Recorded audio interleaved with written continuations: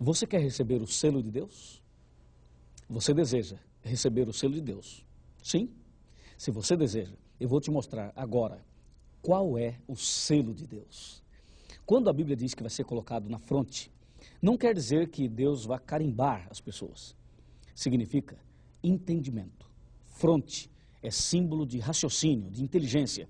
Mente, o raciocínio. Deus quer que você entenda de forma racional toda a sua palavra.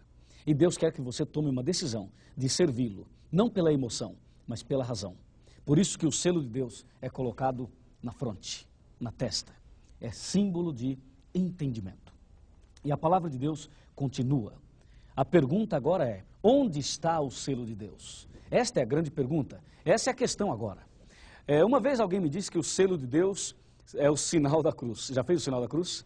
Algumas pessoas falam: o selo de Deus é o sinal da cruz. Não é. Outras pessoas dizem: o selo de Deus é o batismo. Também não é. Outras pessoas dizem: o selo de Deus é o falar em línguas estranhas na hora da oração. Também não é. Aí vem a pergunta: qual é o selo de Deus e onde ele está? Aqui, no livro do profeta Isaías, nós podemos descobrir em que lugar da Bíblia está o selo de Deus. Eu vou abrir aqui, olha, no livro de Isaías, no capítulo 8 e no versículo 16. Resguarda o testemunho e sela a lei no coração dos meus discípulos. Pronto, eu descobri nesse texto de que o selo de Deus está na lei de Deus. Na lei de Deus. E uma pergunta: quantos mandamentos tem a lei de Deus? Você se lembra? São 10 mandamentos. 10 mandamentos. E o selo de Deus está exatamente na lei de Deus. Vamos dar mais uma olhada aqui no computador para que você tenha uma ideia bem mais completa. Olha, o selo de Deus está na lei. Está ali a lei de Deus. Ali nessa lei, conforme Isaías 8,16, nós encontramos os 10 mandamentos. E aí eu já sei em que lugar da Bíblia eu encontro este selo. Mas uma coisa importante que você entenda: quando a Bíblia fala de selo, ela também usa a palavra sinal e a Bíblia também usa a palavra marca. Portanto, eu posso dizer selo de Deus, sinal de Deus ou marca de Deus. Tanto faz. Qualquer palavra que você usar está certo. Qualquer palavra. Mas estamos usando o termo selo. De acordo com a Bíblia, um selo tem três definições. Ou melhor, um selo é definido por 3 características. Eu vou te mostrar agora, na nossa tela, quais são as 3 características básicas de um selo. Como identificar um selo? Já que a Bíblia diz que o selo de Deus está na lei, está nos 10 mandamentos. Então nós vamos ver, vamos analisar quais são as 3 características de um selo. Combinado? Vamos lá. As 3 características básicas de um selo. De acordo com o livro de Esther, no capítulo 3 e no versículo 12, você pode ver aqui, um selo, para ser um selo, ele precisa ter o nome, o cargo e a extensão territorial. Repetindo, nome, cargo e território. Ou seja, essa ideia de selo vem do Antigo Testamento, da época dos reis. Os reis, no passado, eles usavam um anel grande e grosso.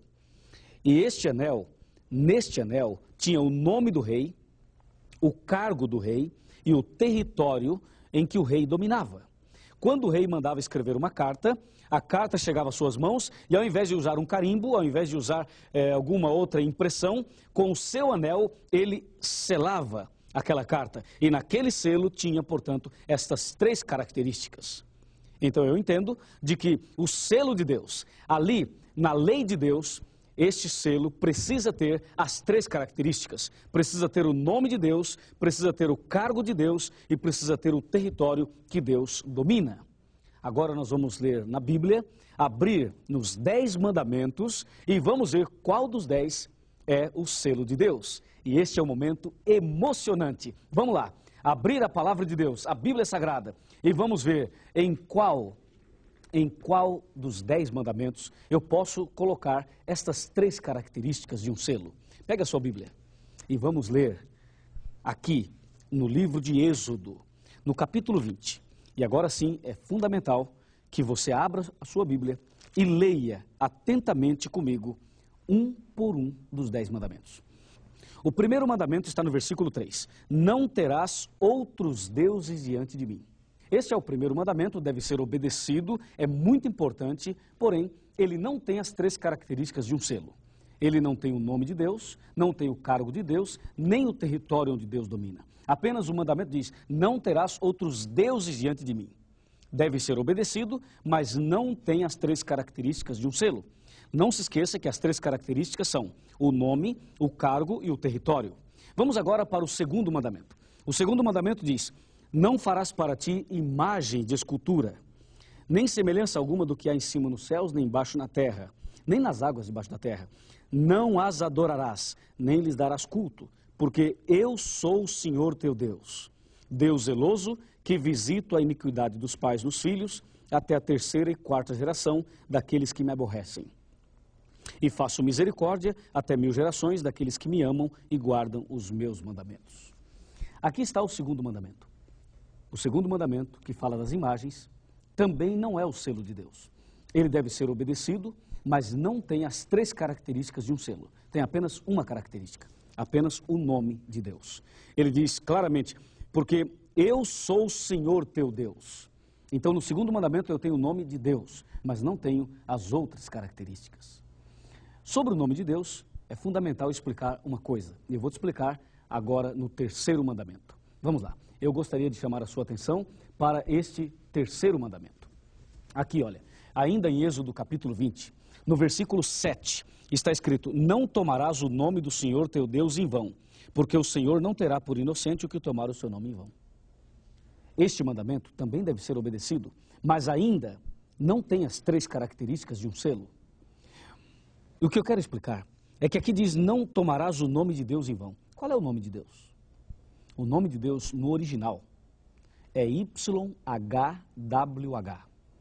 São 4 consoantes, sem vogais e que, portanto, não tem pronúncia. O nome de Deus no original hebraico é isto que acabei de dizer. Não tem pronúncia. E para que os homens pudessem colocar aí o nome Jeová, ou Javé, ou Iavé, eles colocaram algumas vogais. E aí chegaram nestes nomes que nós conhecemos hoje. Mas o nome de Deus, no original, não é assim como se pronuncia no português. Quando a Bíblia diz, não tomarás o nome do Senhor teu Deus em vão, porque o Senhor não terá por inocente quem tomar o seu nome em vão, com certeza aqui, quando a palavra Senhor está em maiúsculo, significa que no original está YHWH. O terceiro mandamento, ele é muito importante, deve ser obedecido, mas ainda não tem as 3 características de um selo. E agora vamos para o quarto mandamento. O quarto mandamento está no versículo 8, 9, 10 e 11. Vamos ler? Não, nós não vamos ler. Não vamos ler, nós vamos pular o quarto mandamento. Como todo mundo faz, nós também vamos pular. As igrejas, em geral, eles pulam este mandamento, que fala do sábado. Nós vamos pular também e vamos ver o que acontece. Ao invés de 10 mandamentos, nós vamos ler 9. E vamos ver se a gente descobre qual é o selo de Deus em 9 mandamentos. Eu vou pular o quarto mandamento. Vamos para o quinto mandamento. Está no versículo 12. Honra teu pai e tua mãe, para que se prolonguem os teus dias na terra que o Senhor teu Deus te dá. Aqui, no quinto mandamento, eu tenho o nome de Deus, mas não tenho o cargo de Deus e nem o território de Deus. Portanto, o quinto mandamento é muito importante, deve ser obedecido, mas ainda não é o selo de Deus. Vamos agora para o sexto mandamento. Não matarás. Veja, é importante, deve ser obedecido, mas ainda não é o selo. O sétimo mandamento, não cometerás adultério. Também é importante, deve ser obedecido. Muitos não obedecem, mas deve ser obedecido. Porém, não é o selo de Deus, porque não tem as 3 características. O oitavo mandamento diz, não furtarás. É um mandamento que também deve ser obedecido, mas não é o selo de Deus, pois não tem as características. Vamos para o nono mandamento, não dirás falso testemunho contra o teu próximo. Também devemos obedecê-lo, mas ainda não é o selo de Deus. O último mandamento agora, versículo 17 diz, não cobiçarás a casa do teu próximo, não cobiçarás a mulher do teu próximo, nem o seu servo, nem a sua serva, nem o seu boi, nem o seu jumento, nem coisa alguma que pertença ao seu próximo. Este mandamento é o último, também deve ser obedecido, mas ele não tem as características de um